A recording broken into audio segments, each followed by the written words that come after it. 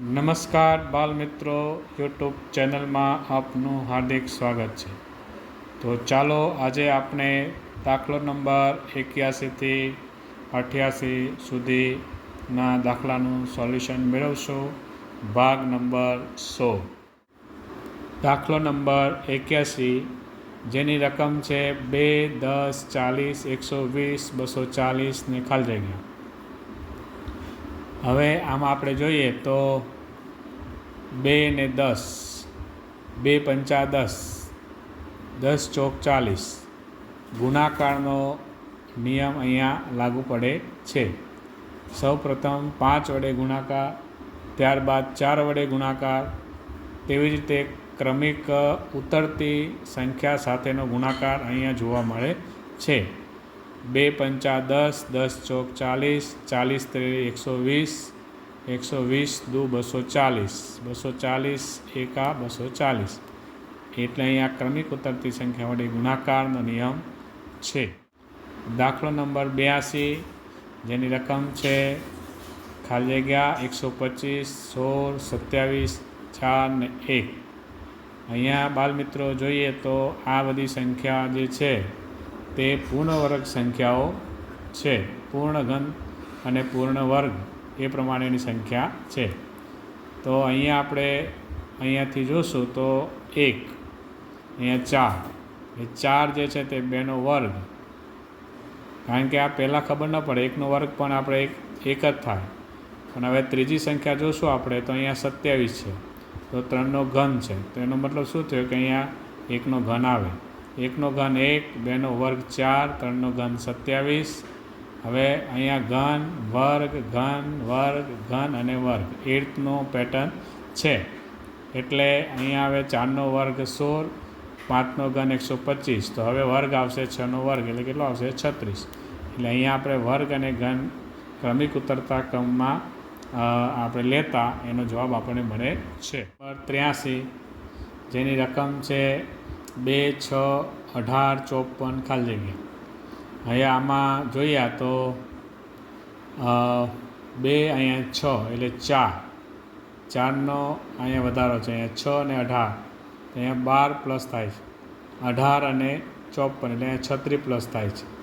તો અહીંયા આપણે જોઈએ ને તો કેવી રીતે સંખ્યા વધે છે, તો મિશ્ર શ્રેણી પ્રકારનો દાખલો છે કે 4 તેરી 12, એટલે 4 તેરી 12, 12 તેરી 36, 36 તેરી 108, એ પ્રમાણેની આખી પેટર્ન છે. એટલે અહીંયા આપણે જોઈએ તો 108, 54માં 108 ઉમેરશું એટલે આપણને મળશે 162.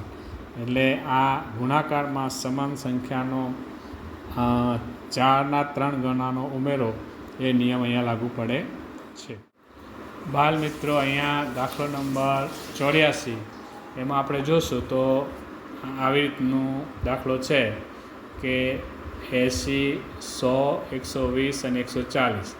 તો આ 3, 4 પૈકી કયો જવાબ આવશે, તો અહીંયા આપણે જોઈશું તો 80 પ્લસ 20 પ્લસ 20 પ્લસ 20 એટલે 20, 20નો ઉમેરો થાય છે. એટલે 80 વત્તા 20 એટલે 100, 100 વત્તા 20 એટલે 120, 20 વત્તા 20 એટલે 140.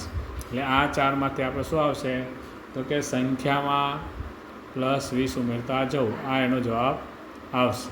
ત્યારબાદ દાખલો નંબર 85, એમાં નીચે આપેલ પેટર્નમાં કયો નિયમ સમાયેલ છે તે આપણે શોધવાનું છે. તો 10, 12, 15, 20, 27 અને 38.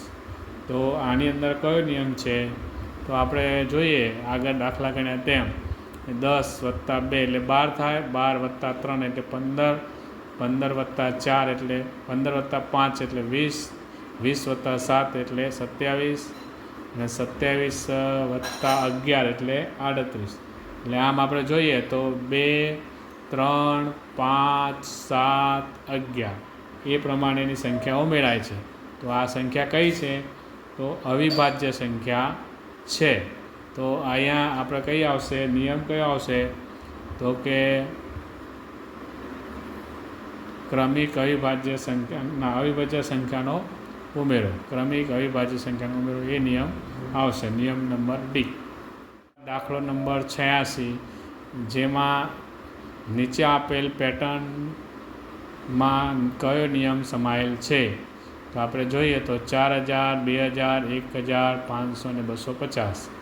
તો અહીંયા આપણે જોઈએ તો 4000ના અડધા 2000 ભાગ્યા 2, 2000 ભાગ્યા 2 એટલે 1000, 1000 ભાગ્યા 2 એટલે 500, 500 ભાગ્યા 2 એટલે 250 થાય.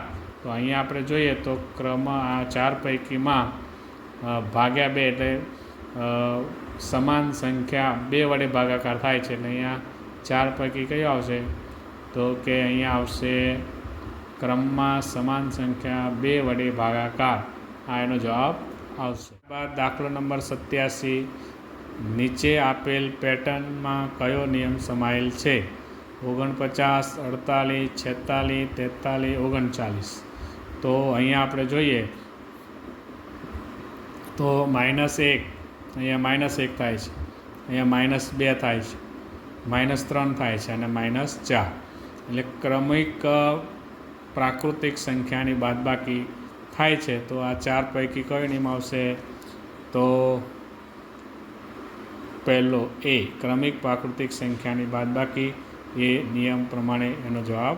ત્યારબાદ દાખલો નંબર 88, નીચે આપેલ પેટર્નમાં કયો નિયમ સમાયેલ છે?